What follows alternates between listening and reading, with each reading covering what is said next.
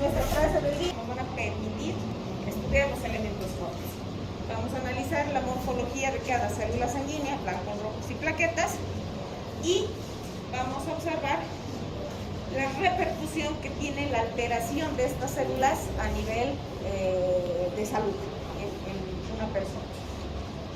Entonces ahí tenemos a la muestrita de sangre, es este primer frasquito, son 10 cc, por eso su laboratorio le reporta en ml,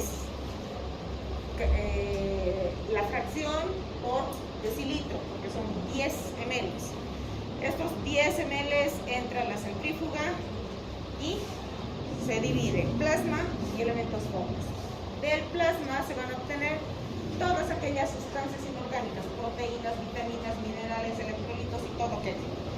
De la parte sólida se va a extraer, de la parte más superior se va a extraer blancos y plaquetas, y la parte más inferior eritrocitos. Entonces ustedes se dan cuenta que los eritrocitos son las células más abundantes del organismo.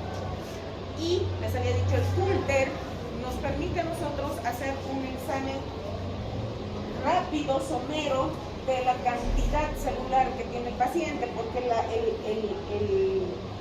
aparatito, el Coulter solamente hace un conteo de células normales, no cuenta las células anormales. Es por eso que el bioquímico tiene que hacer un cotejo entre lo que dice el Coulter y lo que ven sus ojos a través del microscopio. Y para ver a través del microscopio, pues hay que hacer el frotis de sangre periférica. Esta es la manera de hacer un frotis. Se toma una gotita de la sangre que se ha obtenido del paciente, se pone en un porta y se jala. Se hace un extendido. Y ese es el que se va a ir a ver a través de las distintas tinciones. Se van a ver los elementos fuertes, ¿no? Esa es la técnica a través de la cual se hace el extendido de sangre periférica. Y lo que vamos a ir a ver es esto: estructura, morfología, número, presencia o ausencia de, además de células, de otras sustancias. Pueden ser parásitos, por ejemplo. Ojo, porque también en el extendido de sangre periférica hacemos diagnósticos diferenciales, principalmente en las hemólisis. Cuando nosotros encontramos parásitos, ¿qué parásito produce hemólisis?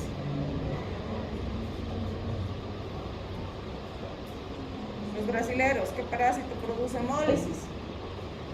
Ustedes que tienen en abundancia.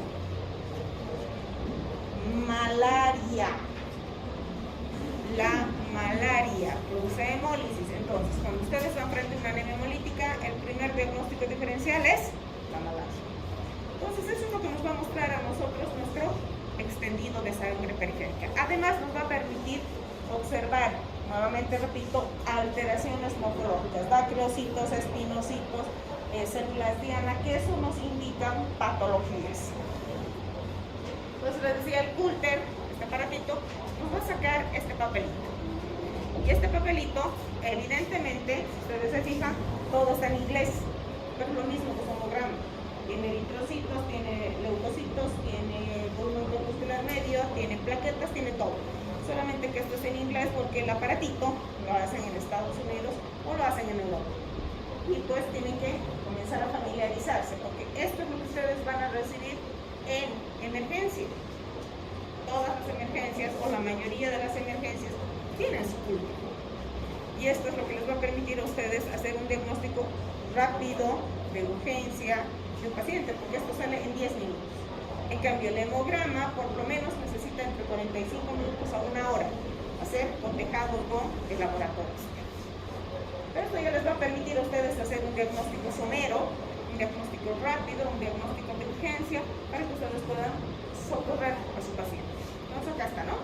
Blancos, rojos, plaquetas. Entonces ahí tienen neutrófilos, linfocitos, monocitos, eosinófilos, basófilos, que son el porcentaje y los números absolutos. A nosotros, los oncólogos, nos interesan más los números absolutos. Perdón. ¿Verdad? A nosotros, los oncólogos, los hematólogos, nos interesan más las números absolutos, porque nosotros manejamos citostáticos. Con los citostáticos producimos aplasia mental. O si no vamos a aplaciar al paciente, por lo menos le vamos a ocasionar una hipoplasia. Entonces, más que los porcentajes, para nosotros es el número real de cada uno de los diferenciales de los leucocitos. Acá tenemos a la parte roja, tenemos al número de eritrocitos, que en realidad el número de eritrocitos no me hace diagnóstico, simplemente me apoya un diagnóstico. ¿Qué me hace mi diagnóstico? La hemoglobina. La hemoglobina me hace diagnóstico de anemia. En cambio, el hematocrito me hace diagnóstico de eritrocitosis o poliglobulia. Entonces, la hemoglobina diagnostica anemias. El hematocrito diagnostica poliglobulias, primaria, secundaria. Y tenemos los índices hematímicos, que son los que me van a dar el color y el tamaño de los eritrocitos. Luego tenemos el ancho de distribución eritrocitaria. Un poquito más adelante vamos a ver que el ancho de distribución eritrocitaria es esa dispareja fórmula en la que hay distintos tamaños de eritrocitos, pero todos tenemos un rango que debemos manejar, que es entre el 10 y el 14%. Eso es normal.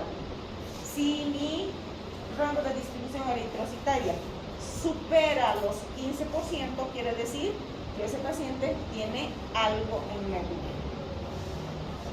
Y tenemos lo mismo para las plaquetas. Tenemos una morfología, tienen parámetros, los valores de cada uno de los laboratorios, y dependiendo de lo que yo encuentre en el paciente, voy a interpretar de alguna manera.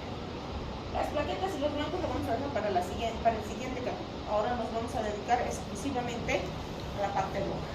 Entonces tenemos a los eritrocitos, que repito, son las células más abundantes de nuestro organismo. Vistos de frente son discos y vistos de perfil son los mismos discos, son bicóncavos.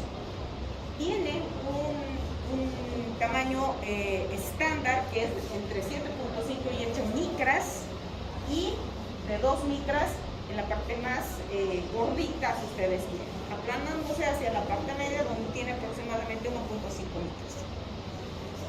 Este eritrocito con esas dimensiones maneja un volumen. ¿Un volumen de qué? De más fuerte. ¿Un volumen de qué?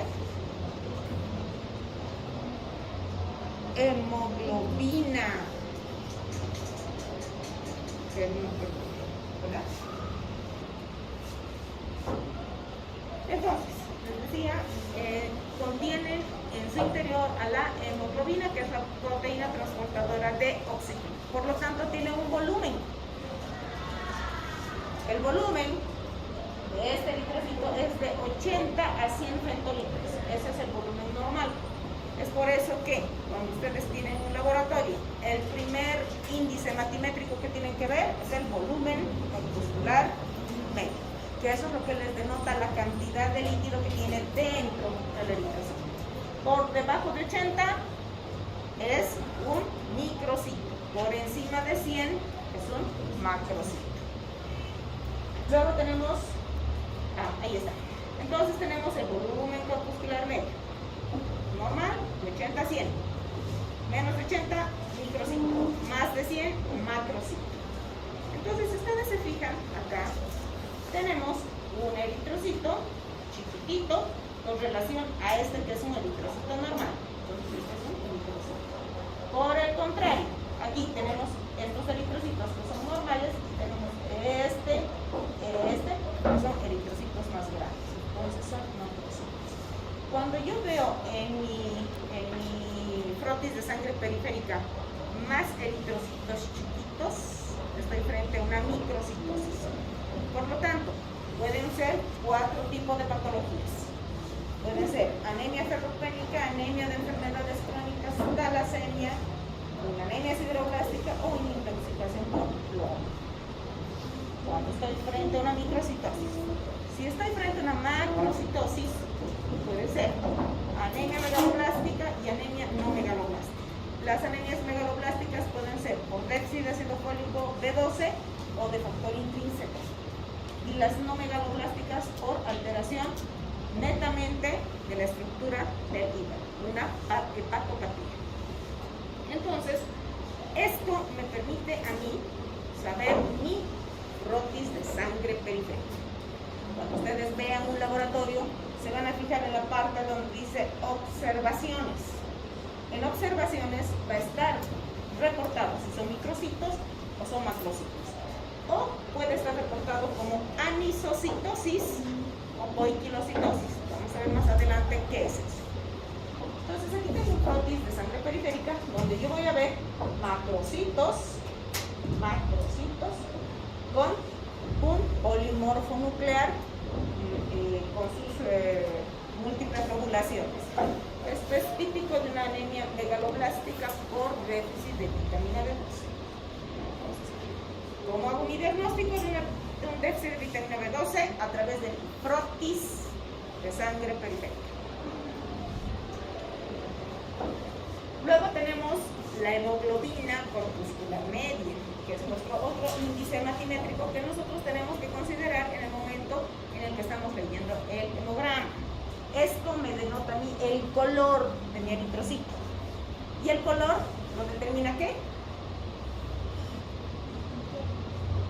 El hierro. Entonces, el color de mi eritrocito está determinado por el hierro que contiene la hemoglobina. Si mi eritrocito está palidito, quiere decir que no hay hierro. Si mi eritrocito está intensamente teñido, tiene alto contenido de hierro o su hierro es normal. Y la causa puede ser externa. Entonces, tengo yo mi hemoglobina corpuscular media que me va a denotar el color. Se está poniendo en debate la hipercromía. Entonces, se dice que el eritrocito es normocrómico o hipocrómico. No hay hipercrómico. Eso está en debate actualmente. Entonces, para nosotros va a ser una anemia hipocrómica o una anemia normocrómica. Nada más. ¿Ya? Entonces, ustedes ven acá, estos eritrocitos están paliditos. Fíjense, este es un eritrocito normal. Y fíjense este. Miren este. Aquí están, compárenlos. Entonces es un eritrocito que tiene poco contenido en hierro. Por eso es un eritrocito. Aquí, este es un eritrocito normal. Y estos son eritrocitos intensamente teñidos.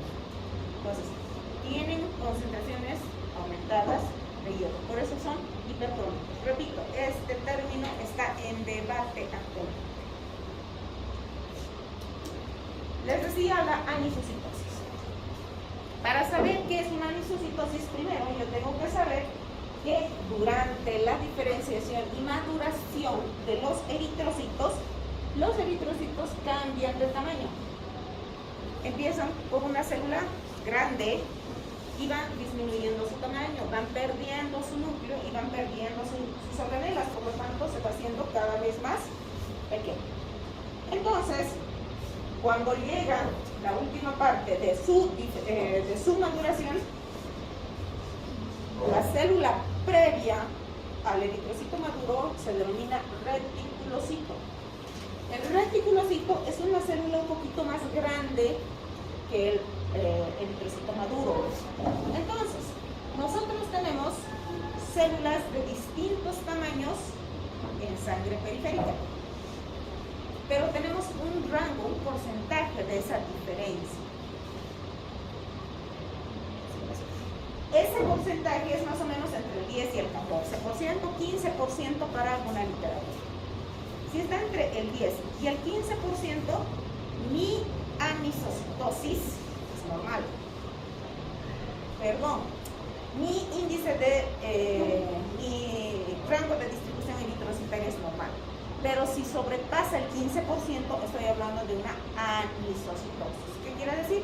Que hay una discrepancia muy importante entre los tamaños de los eritrocitos. Aquí ustedes ven, este es un macrocito, este es un microcito y este es un eritrocito normal. Entonces, ustedes ven chiquititos, se llama ancho de distribución eritrocitaria. Perdón. Eso de tener pacientes internados es una lata. Ya. Entonces, cuando yo tengo un porcentaje entre 10 y 14 o 15, es un rango normal. Quiere decir que está bien que hayan unas células más grandes o otras más pequeñas. Pero si supero ese 15%, quiere decir que hay una anisocitosis. Aquí hay una anisocitosis, como ustedes ven. Es importante la diferencia de los tamaños de los eritrocitos. Tiene que haber una diferencia, pero no está marcada. Aquí tenemos al color otra vez, tiene que estar adelante. Entonces aquí tenemos a los eritrocitos que son blanquitos, paliditos. Además, el frotis de sangre periférica me permite ver a mí alteraciones morfológicas de los propios eritrocitos. Fíjense aquí, es como si tuvieran espinitos, ¿no ven? Aquí las que tuvieron un puntito al medio, esas son las famosas células en diana. Entonces, cuando yo tengo estas alteraciones morfológicas, estoy frente a una poikilocitosis. ¿Perdón? ¿Qué dijo? Cuando hay esas alteraciones, estamos frente a una poikilocitosis.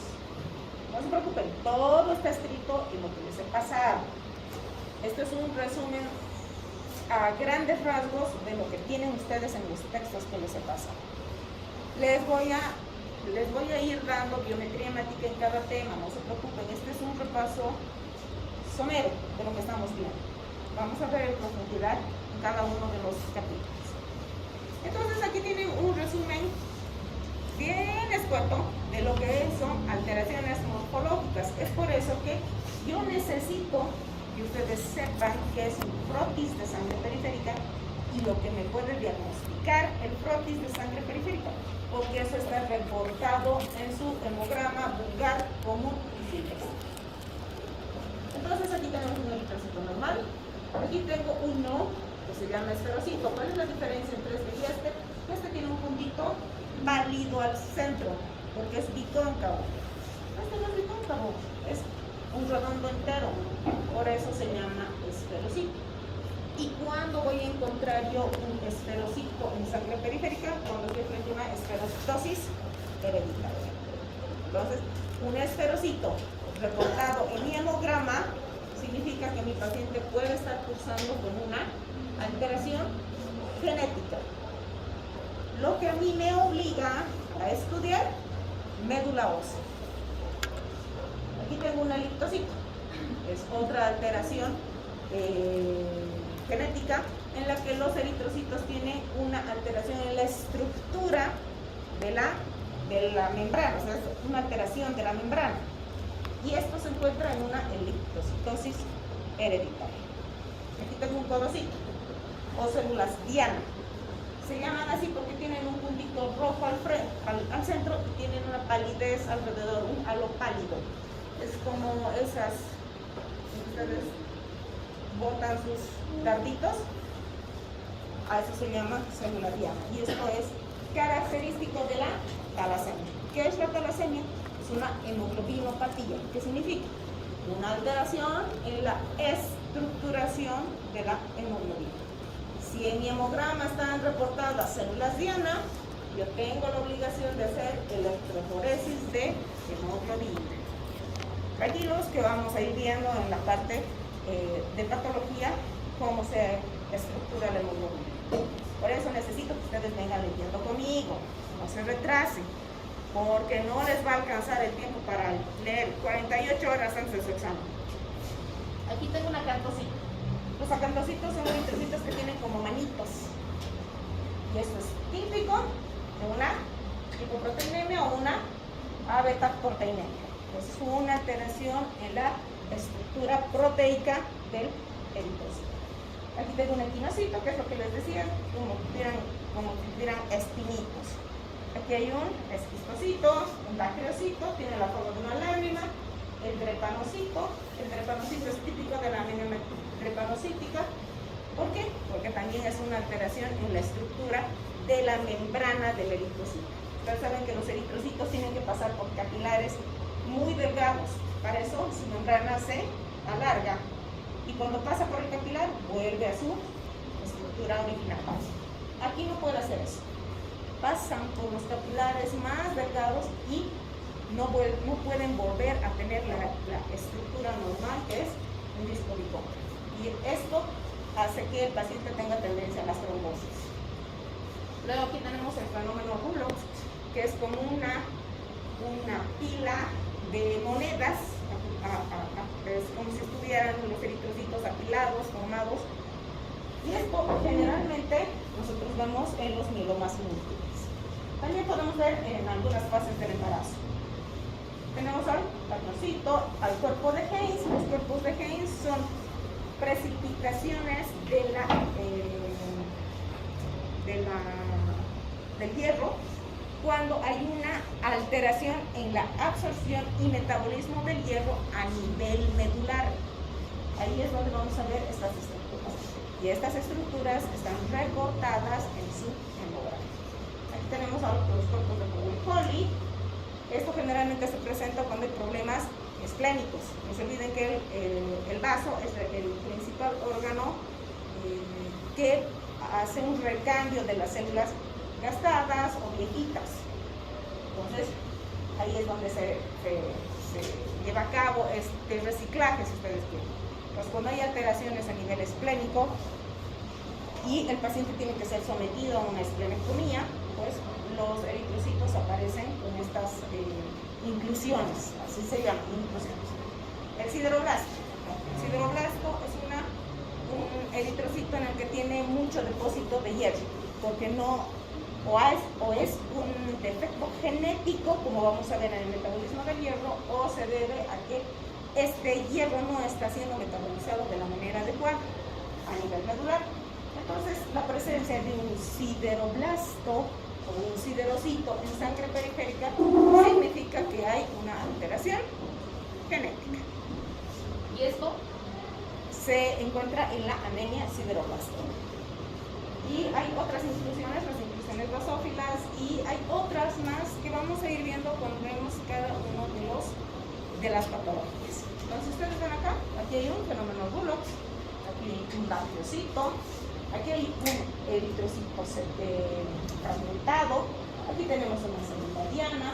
Entonces a esto, como ustedes ven, muchas alteraciones morfológicas, se denomina colquilocitosis.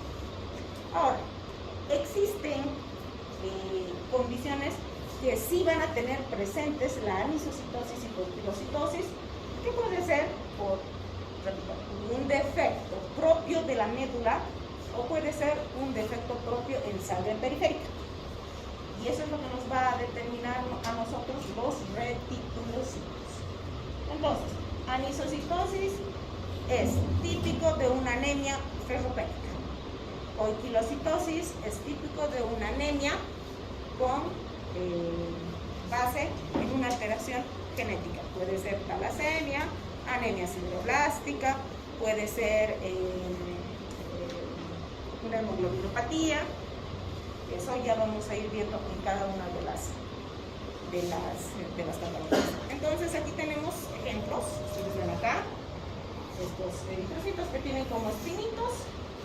El anillo de Cabot es otro depósito de hierro que se pone alrededor de la membrana del eritrocito. Aquí tenemos un acantrocito, los acantrocitos, las células diana, aquí está un batriocito y otro batriocito.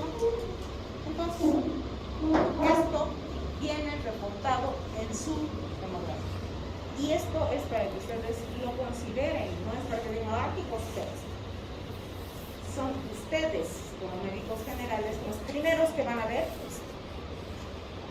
Y son ustedes los indicados para decir, yo no sé manejar esto, al hematólogo o al oncólogo. Pues no se queden ustedes con los pacientes cuyo hemograma reporta esto, porque esto está reportado en su. Luego, las otras células son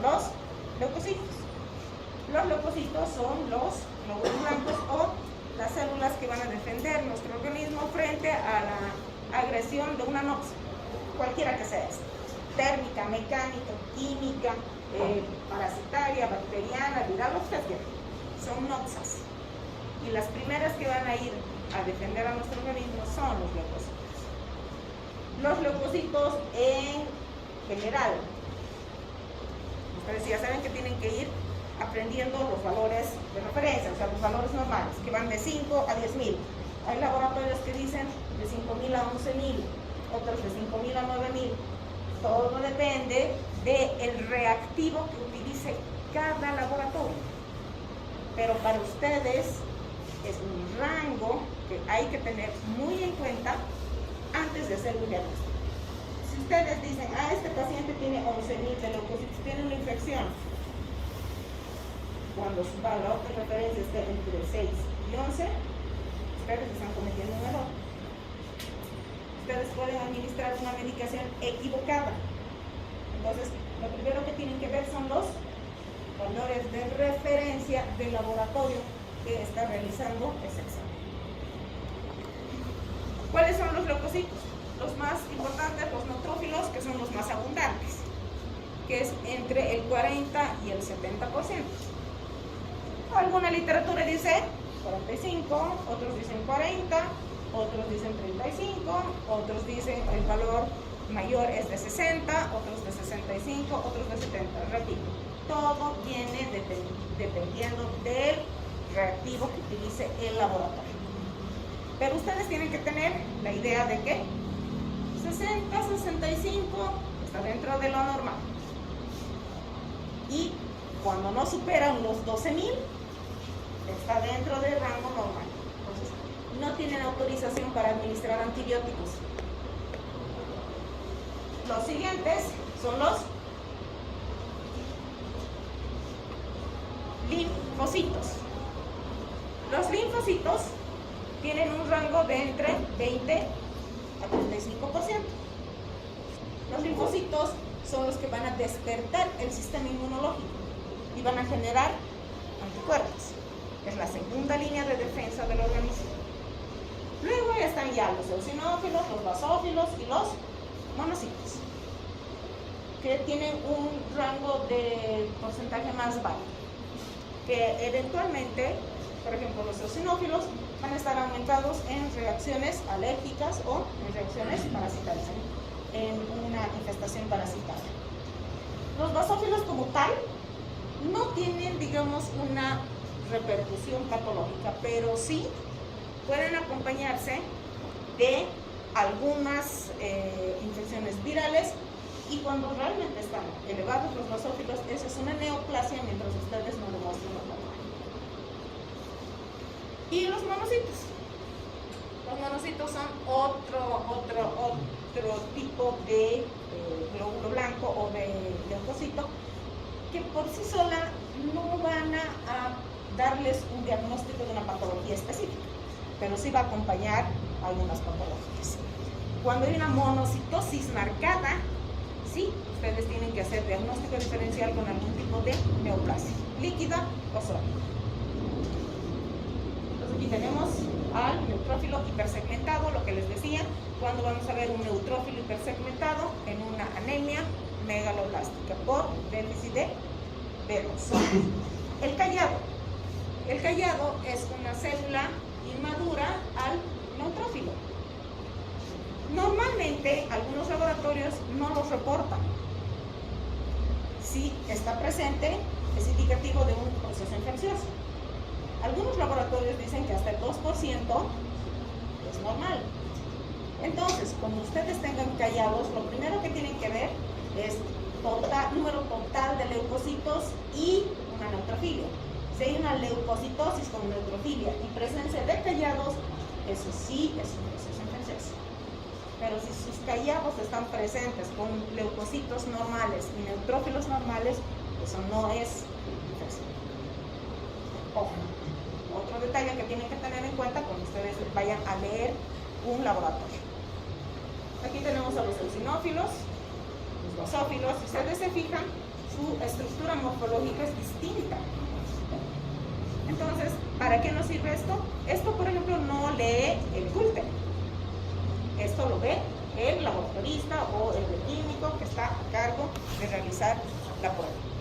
A mí me ha tocado ver esto, hacer esto, porque cuando yo he ido a hacer mi año de provincia, en aquella época cuando todavía había año de provincia, yo me he ido a la frontera. Y en la frontera éramos el hospital, el portero, el dentista y yo. Así que cuando yo necesitaba un laboratorio, yo tenía que tomar mi muestra, yo tenía que hacer mi frotis de sangre periférica y yo tenía que hacer mi conteo celular. Creo que ahora ustedes ya no tienen esa opción. Creo que ya todos los centros de salud tienen su laboratorio. Pero a mí me ha tocado hacer eso. Entonces, esto es lo que ustedes van a ver, si es que tienen la oportunidad de ver, en un frotis de sangre periférica.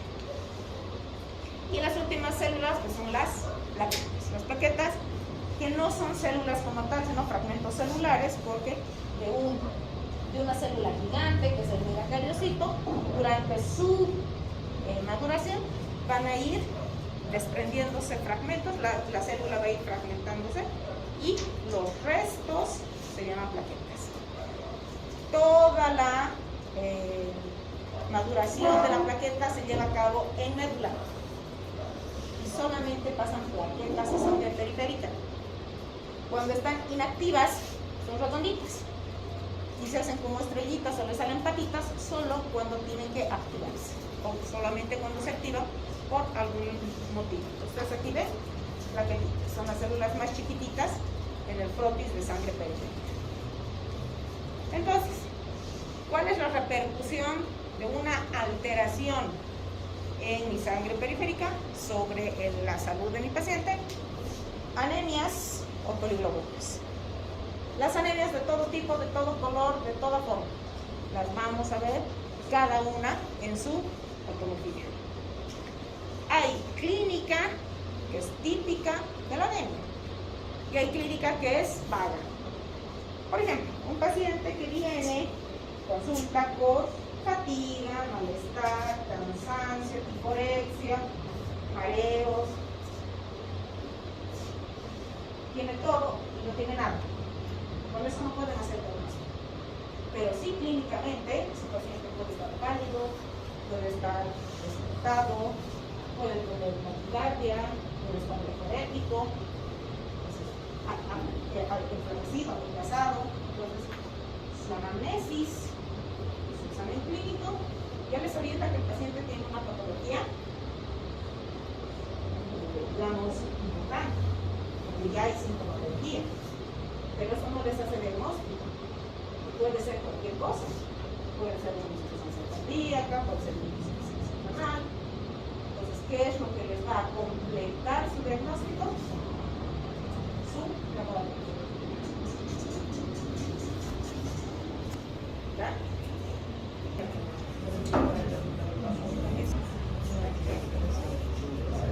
Sangrado, por favor. Es decir, ustedes tienen un diagnóstico primero por la anamnesis que les orienta a seguir un tipo específico de patología y su examen físico complementa su diagnóstico presuntivo. Pero quien va a darles el diagnóstico definitivo es el laboratorio. Entonces, si ustedes están frente a una anemia donde tiene su hemoglobina baja, su hematocrito bajo, sus índices hematimétricos alterados, entonces tienen que poner a su paciente un diagnóstico. Porque el diagnóstico de anemia alegremente no es diagnóstico. Hay tres grupos de anemias: las anemias microcíticas, las anemias normocíticas y las anemias macrocíticas. Entonces ustedes ven acá, esta es una anemia, esta es otra anemia. Entonces, para saber cuál es el apellido de su anemia, tenemos que completar el laboratorio con los laboratorios complementarios. Por ejemplo, si ustedes están frente a una anemia microcítica, son 4 patologías en las que tienen que pensar: ferropénica, de enfermedades crónicas, talasemias o anemia sideroblástica. Si es una anemia normocítica, ustedes tienen que considerar si es una hemorragia o post-hemólisis, o la inflamatoria crónica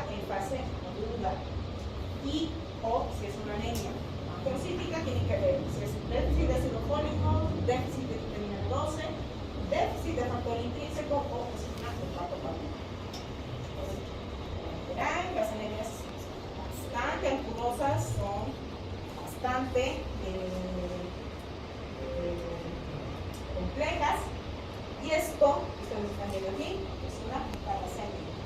¿Qué es una talasemia? Es una hemoglobinopatía. ¿Qué quiere decir?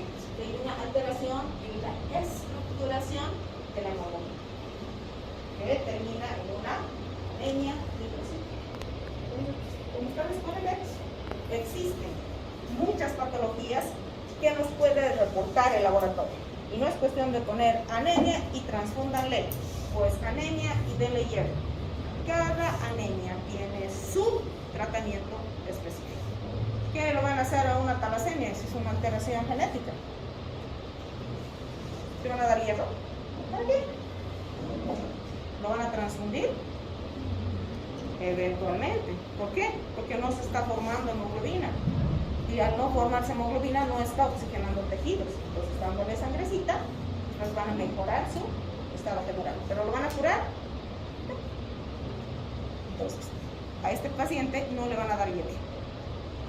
En una anemia ferropénica, ¿lo van a transfundir? Pero bien. Dándole hierrito, soluciona su problema. Entonces, cada anemia tiene un tratamiento específico. No es que van a poner en diagnóstico anemia, como mis internos, que me hacen renegar. Me ponen anemia y cuando les pregunto qué tipo de anemia están, en la luna de Payet. Entonces, ¿cuál es el objetivo? Este es el objetivo final. Hacer diagnósticos. Tenemos el caso de una paciente femenina de 28 años de edad que consulta por debilidad y mareos. 28 años con debilidad y mareos y dice que está embarazada. ¿Sí o no? Está en edad fértil. Pues no les dice nada. Refiere menstruaciones abundantes. ¿Qué será una menstruación abundante? ¿Será por una mioplasia uterina? ¿Será por un cáncer? ¿Será por un aumento de una alteración a nivel hormonal? ¿Verdad?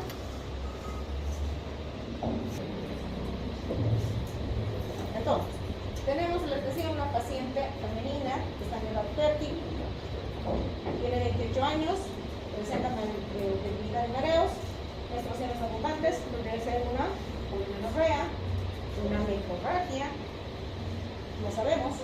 A la exploración física hay un soplo, hay palidez, y en la biometría hemática encontramos una hemoglobina de 8.5, un volumen corpuscular medio de 70 hectolitros, una concentración de hemoglobina corpuscular media o hemoglobina corpuscular media, lo mismo, tiene 29 picogramos, es una anemia microcíclica.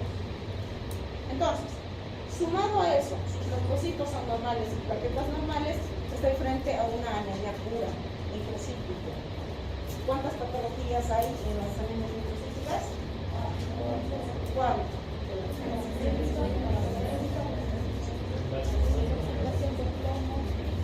¿En cuál creen que está este paciente?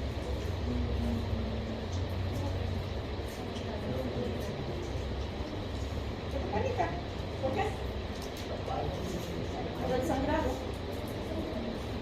Entonces, ¿qué tengo yo que hacer para mi diagnóstico diferencial?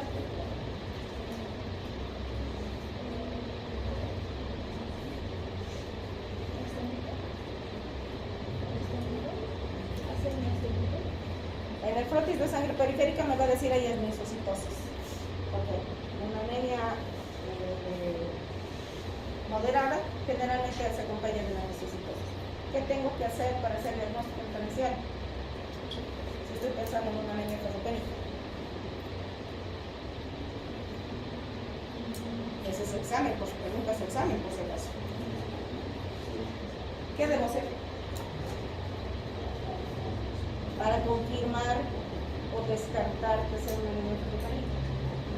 Una cosa es el diagnóstico presuntivo que yo estoy dando, pero muy diferente el diagnóstico real que tiene este paciente. ¿Qué tengo que hacer? Exacto, solicitar el perfil de hierro. Tengo que saber cómo está mi hierro sérico, cómo está mi saturación, cómo está mi ferritina, cómo está mi transferrina. Eso es lo que a mí me va a hacer diagnóstico diferencial entre ferropenia, enfermedad inflamatoria crónica, talasemia o anemia sideroblastómica. Porque con esto nomás no puedo hacer ese diagnóstico. Entonces, tengo que pedir el perfil de IgG. Al siguiente, niño de 6 años, consulta por debilidad, fiebre y dolor óseo. A la exploración física, observamos palidez y se palpa el polo inferior del vaso. ¿Qué significa? Que tiene una esplenomegalia. Encontramos en la biometría una hemoglobina de 6.5, un volumen corpuscular medio de 85 femtolitros, tenemos leucocitos de 10.000 y tenemos plaquetas de 95. Diagnóstico.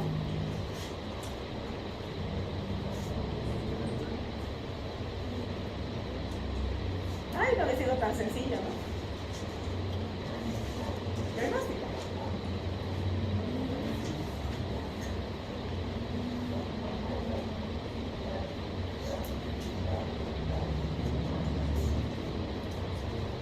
¿Qué tipo de anemia es? Tiene un volumen corpuscular medio de 85 femtolitros. Es normocítica, una anemia normocítica. ¿Cuáles son las anemias normocíticas? La hemorrágica y la hemolítica. ¿Dónde tenemos que ubicar ese paciente? En la hemolítica. ¿Por qué? Mira esas plaquetitas.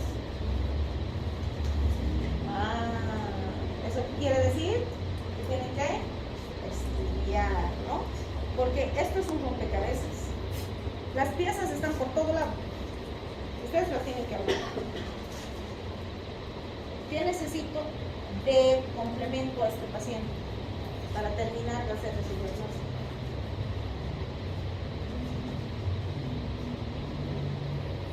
¿Me servirá de algo el perfil de hierro? No. ¿Qué creen que me pueda servir más en este paciente?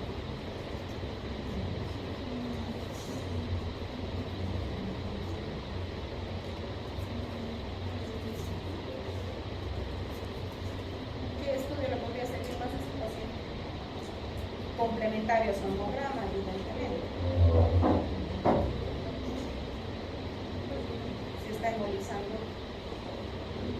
¿qué me va a servir más? Más fuerte, no escucho. Ya, pero más que el coagulograma es más importante y es más sensible todavía.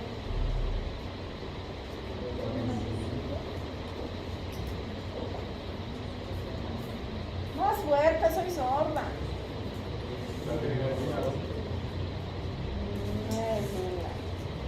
No, la médula no moviliza.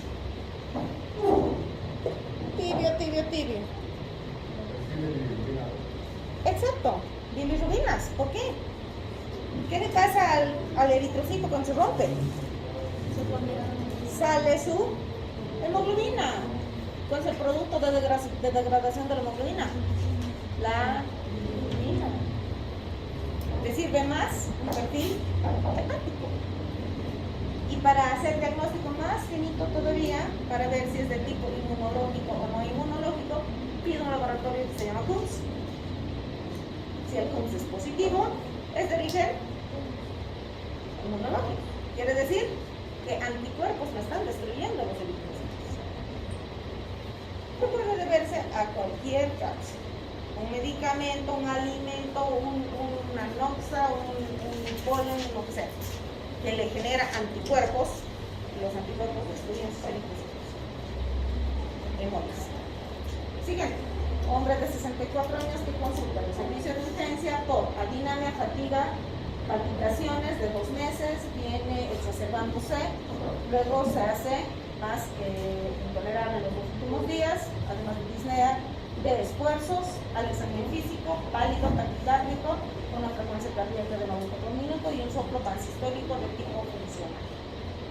No hay antecedentes de importancia y tiene una biometría de, les he dicho, los glóbulos rojos apoyan, no dan diagnóstico. Tenemos leucocitos de 7500, los polimorfonucleares o neutrófilos del 65%, linfocitos 25, monocitos 10. Tiene una hemoglobina de 4.5 y tiene plaquetitas de 550. ¿Qué les parece ese hemograma? ¿Qué les parece? ¿Qué tendrás ahí?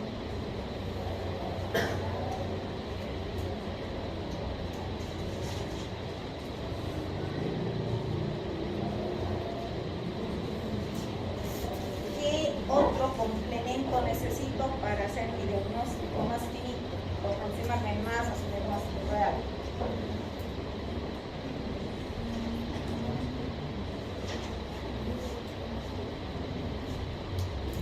Ese es el ejercicio que vamos a hacer de aquí en adelante. Pensar, pensar, pensar, pensar.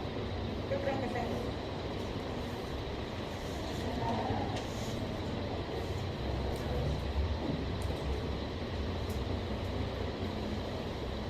¿Qué les parece esto?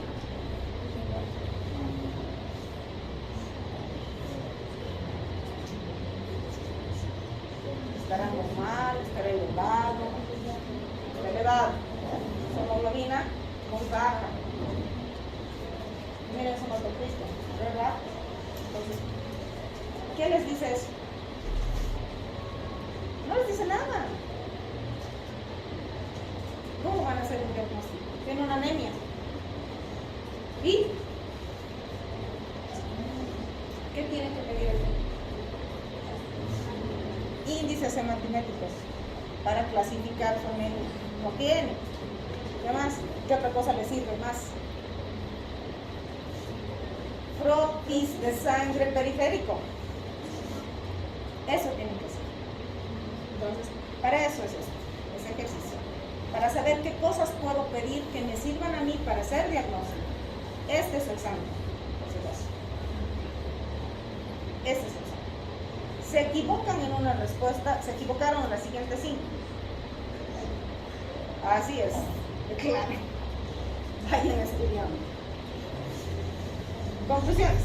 Entonces, vemos que los parámetros hematológicos sí se pueden estudiar mediante múltiples técnicas, múltiples funciones, múltiples equipos, y es nuestra pericia como médicos hacer un diagnóstico. Observamos que existen muchas variaciones estructurales y funcionales de todas las células, cada una con su patología específica, que nos corresponde a nosotros depurar y dar un diagnóstico al paciente. Y que determinamos que la clínica sí se relaciona con la patología y nosotros la tenemos que cotejar con nuestros exámenes complementarios. Laboratorio, frotis de sangre periférica, aspirado de médula, biopsia de médula, tomografía, resonancia, PET scan, ustedes quieran. Pero siempre empezando de lo básico, que es el hemograma, que es lo que todos ustedes van a tener en la mano todos los días.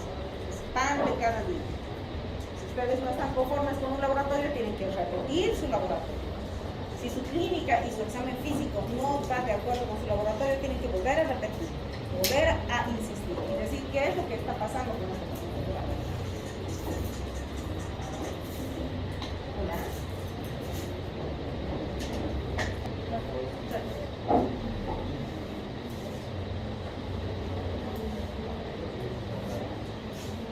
Seguimos. No se duerman porque todavía tira para largo nuestro tema. La inteligencia consiste no solo en conocimientos, es decir, no es conocer y saber, es también saber aplicar en el día a día todo lo que aprendemos. Cada día se aprende. Independientemente del error, yo voy a aprender mucho de ustedes en este semestre. Y si ustedes le ponen ganas, van a aprender mucho. Vamos a ver la hematopoiesis, porque todo lo que hemos visto es lo que encontramos en sangre periférica. Pero ¿cómo llegamos hasta sangre periférica? Es a través de la diferenciación y maduración de los distintos tipos de células que existen. Nos vamos a conocer someramente, es decir, muy superficialmente, las diferentes imágenes de un aspirado y una biopsia.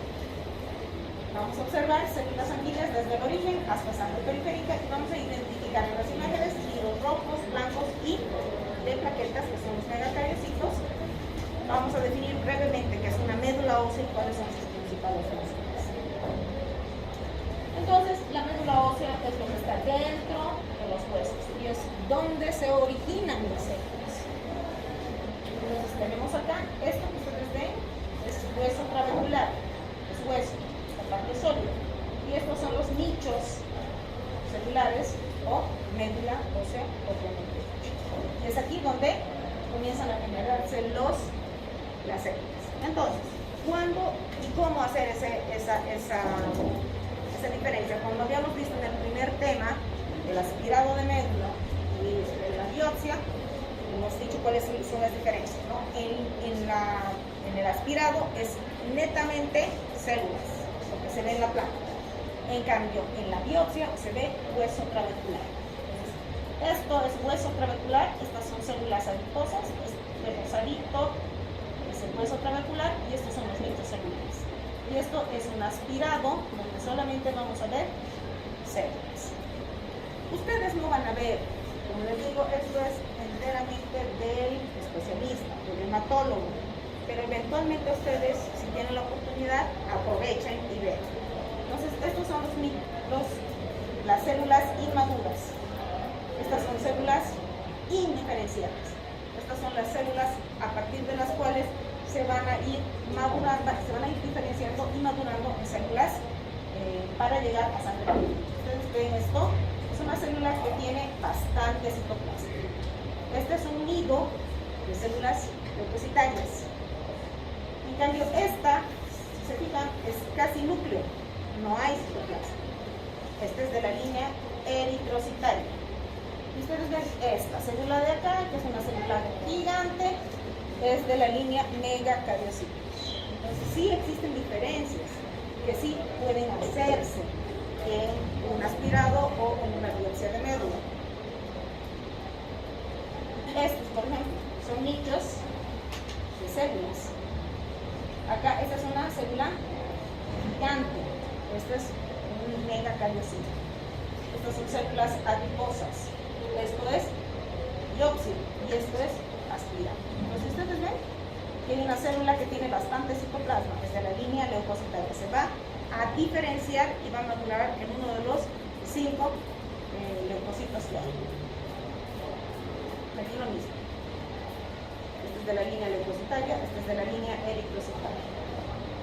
Plaqueta, aquí no hay una periocito. Estas que tienen citoplasma son de la línea leucocitaria. Entonces, la médula ósea comienza a producir las líneas celulares desde el momento de la fecundación. Y lo hace de principio el saco vitelino, que es más o menos hasta los 2 meses y medio. A partir de los 2 meses y medio de vida embrionaria, comienza a producir el vaso, luego el hígado y finalmente la médula hasta el momento del nacimiento. A partir del nacimiento lo hacen los huesos largos, la tibia, el peroné, el fémur, etc. Luego, eso es más o menos hasta los 25 o 30 años. Luego, a partir de los 30 años ya lo hacen los huesos blandos, los vértebras, los costillos. Y nosotros en la edad adulta ya producimos mayor cantidad de médula a nivel de los huesos ilíacos, que es de donde nosotros tomamos las muestras para el aspirado y para la biopsia. Entonces, existen 4 tipos celulares de suma importancia, de las cuales se van a derivar todas las células de la sangre. Todas nacen a partir de un tipo de célula única, que es la célula madre totipotencial. ¿Cuál es la célula madre totipotencial? ¿Cuál? ¿Cuál? Célula tronco. Más fuerte. Células tronco. ¿Cuál? ¿Cuál es el ejemplo? La célula del cigoto. El cigoto. ¿Por qué? El cigoto es la unión del espermatozoide con el óvulo. Y esa única célula va a dar origen a un ser humano entero. Esas son las células madre totipotenciales. Luego del cigoto va a seguir multiplicándose la célula y va a terminar en una morita, que se llama mórula. Esas son las dos principales células madre totipotenciales. Esas dos estructuras van a dar origen a todas las células capaces de generar un ser humano entero. A partir de ahí, se va a formar otra célula que se llama blastocisto. Este blastocisto tiene la capacidad de formar dos tipos de estructuras. La capa externa, que va a dar origen a la placenta, y nada más. Y esta parte interna, que va a originar a las tres estructuras más importantes para la formación de todos los tipos celulares: el endodermo, mesodermo y ectodermo. Y es del mesodermo que se van a dar origen a los músculos cardíaco, esquelético, a las células tubulares renales, a la línea eritrocitaria y a los músculos. Entonces, estas son las células madre totipotenciales. A estas células se llaman multipotenciales, porque van a dar origen a distintas estructuras.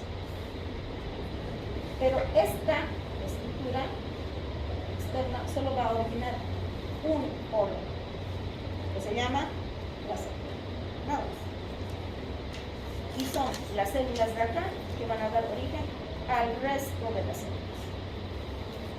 De acá va a dar origen a las células pluripotenciales. ¿Qué son estas? Las pluripotenciales. De las pluripotenciales van a salir las unipotenciales, que solo van a generar una estructura única: músculo cardíaco, músculo liso. Y estas células multipotenciales se van a diferenciar en unidades formadoras de colonias. Es un trabalenguas. Pero si ustedes hubieran leído el tema, que sé que no han leído, si hubieran leído el tema, ahorita para ustedes sería pan comidas. Pero qué cosas es. Saliendo de la clase, llegando a su casa, van a echarle una leidita para afirmar conocimiento. ¿Por qué es importante esto? Porque en el trayecto de la diferenciación es que se forman los cánceres. Entonces, cuando yo les hablé de un mieloma múltiple, ustedes dicen, caramba, había sido aquí donde se fue. Cuando les hablé de una leucemia de células peludas, había sido esta célula la alterada. Ahí radica la importancia de células. Entonces, tenemos a las células totipotenciales que tienen capacidad de autorregenerarse, es decir, de convertirse en una célula genéticamente idéntica, pero también diferenciarse en una célula capaz de diferenciarse en otras estructuras, que son las multipotenciales. Estas multipotenciales también se autorregeneran, otras exactamente iguales, con las mismas capacidades, pero también se diferencian en multipotenciales o en unipotenciales. Y es de estas células madre que se denomina hemocitoblastos,